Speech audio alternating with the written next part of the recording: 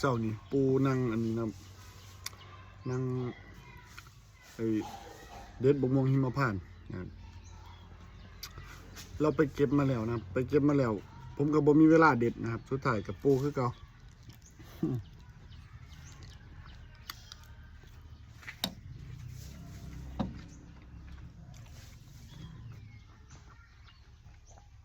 ราคาเนี่ย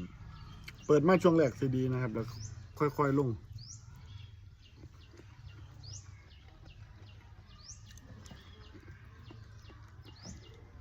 แต่ว่าราคาบ่สูงปีที่แล้วนะครับปีที่แล้วเปิดมากสูงเนี่ย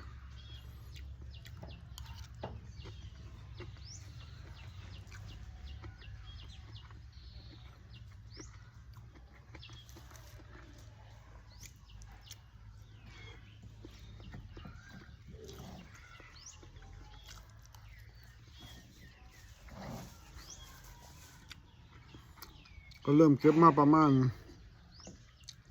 อาทิตย์หนึ่งแล้วนะครับเริ่มล้นมาแล้ว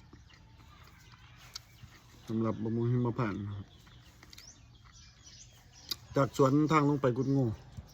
ครับเริ่มล้นลายละ